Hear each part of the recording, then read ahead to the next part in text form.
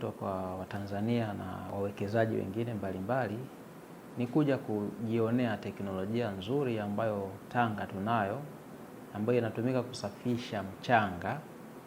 Unajua watu wengi wanajenga tu bila kuzingatia ubora wa material ambayo yanatumika kwenye kujenga. Sisi Tanga wako watu ambao wameweza kuweka viwanda kwa ajili ya kusafisha ule mchanga, maanake unaongezea thamani kabla ya kwenda kuutumia au kabla ya kuuzwa. Kwa hiyo nadhani umepata nafasi nzuri ya kuona mojawapo ya hivyo viwanda ambavyo kama mchanga labda tani moja ilikuwa inauzwa shilingi 20,000 ya kawaida, unavyosafishwa unakuwa mzuri unapanda thamani mpaka kufikia 35,000 na kuendelea. Kwa hiyo unaweza ukaona, lakini mchanga huu ndio unatumika sana. Leo hii tuna ujenzi wa bandari. Kwa ujenzi wa bandari unahitaji raw material ambazo zenye ubora ambao hautiliwi mashaka. Kwa hiyo viwanda vile vinasaidia sana kuchochea pia uchumi wa mkoa wetu, kwa sababu wale watu ambao walikuwa wanajua tu kwamba ni mchanga ni kuzoa na kupakia na kwenda kujenga, sasa leo kumbe wanapata ajira nyingine kwa ajili ya kwenda kusafisha ule mchanga. Ndio, hiyo kabisa ni kuongezea thamani, kwa sababu kama usingekuwa umepita kwenye mitambo ya kuchenjuliwa na kwa sababu ukifika pale utaona kuna grade tofauti. Kuna huu mchanga ambao unatumika pia kwenye plastering. Kwa hiyo unakuta ni mchanga mlaini sana kwa sababu umesafishwa, unatumika kwa ajili ya hiyo. Lakini unaondolea zile takataka pia ambazo zingeweza kuleta kinzani kwenye ubora wa jengo kama zingekwepo na mizizi kwenye huu mchanga. Lakini kwenye kiwanda kile unaona mizizi inatolewa, kwa unabaki mchanga kama mchanga. Kwa ukitengeneza tofali hata ukilipima utakuta ubora wake ni tofauti na lile lingine la kawaida. Kuosha mchanga, tunapozungumzia kuosha mchanga, yani unapotoka shambani pale, kwa kawaida watu wote wa kawaida wasiojali sana ubora wa material ambayo inabidi yatumike kwenye ujenzi, wanachota mchanga kwenye shamba, wanapakia kwenye lori, wanakwenda kujengea moja kwa moja. Lakini hapa kuna mitambo ambayo imetengenezwa maalum.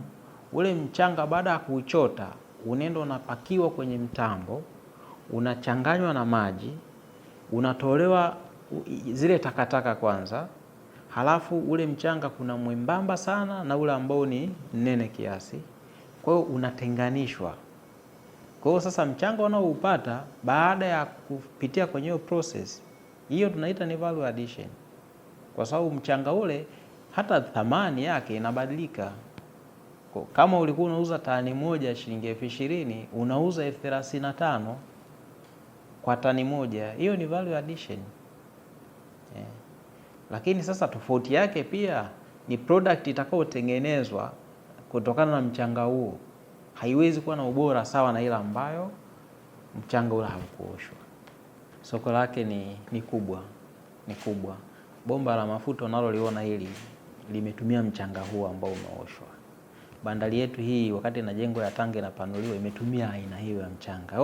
Uangalie kwamba ubora wa bandari yetu ni usiotiliwa mashaka kutokana na aina hiyo ya raw materials zilizotumika.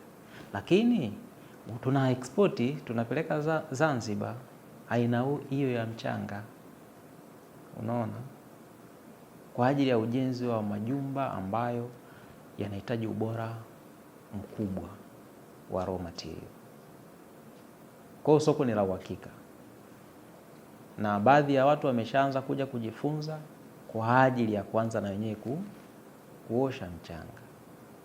Ukienda hapo kule Dodoma utakuta kuna watu ambao wameanza kufanya kitu kama hicho. Kwa hiyo nitoe tu wito kwa watu wengine pia kuja kujifunza Tanga teknolojia hii ya uoshaji wa mchanga ambao unatumika kwenye kujenga majumba ambayo tutayatumia yaishi kwa miaka mingi yakiwa ni bora zaidi.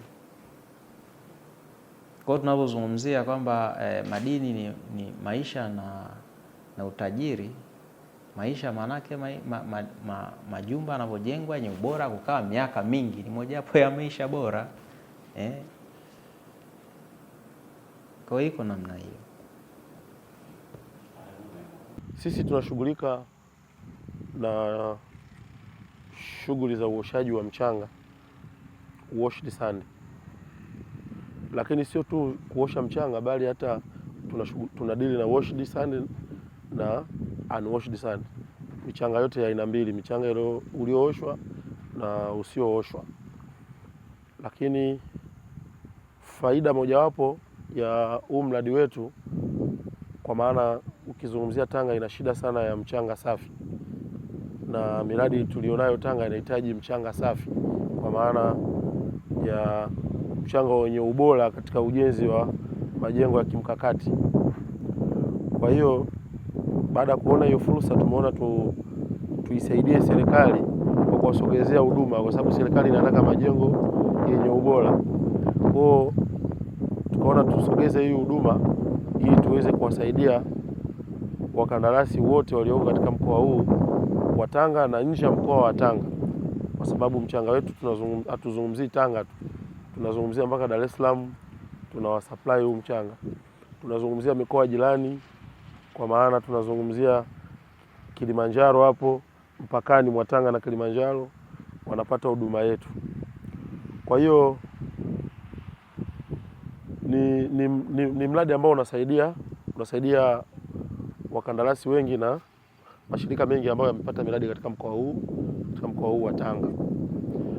Faida ya mchanga wetu, mchanga kama mchanga ukiuchukua bila kuuosha, ina maana ni mchanga unakuwa ni mchafu. Lakini mchanga wetu ukiuchukua unapitia kwenye prosesi kadha wa kadha. Hatua ya kwanza utachekechwa, ukishachekechwa takataka zote zitakwenda pembeni.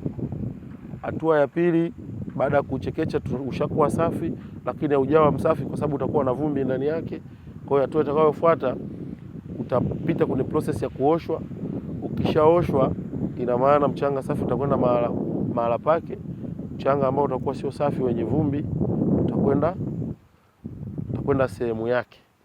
Kwa hiyo shughuli zetu tunajishughulisha na vitu vya namna hiyo, na of course kuna miradi kadha wa kadha tunaipatia huduma. Tulianza na mradi wa bandari ya Tanga, mradi mzima tuliwapa huduma hii ya mchanga wa kuosha, lakini tuliwapa michanga yote. Kuna mchanga wa kuosha tuliwapa na michanga kawaida pia tuliwapa. Lakini pia kuna kiwanda kikubwa cha simenti cha Huanxin cha Wachina ambao maarufu wanaita Lino. Kiwanda kile sisi tumekuwa ni watu ambao kwenye ujenzi wa kiwanda tumewapa huduma ya mchanga.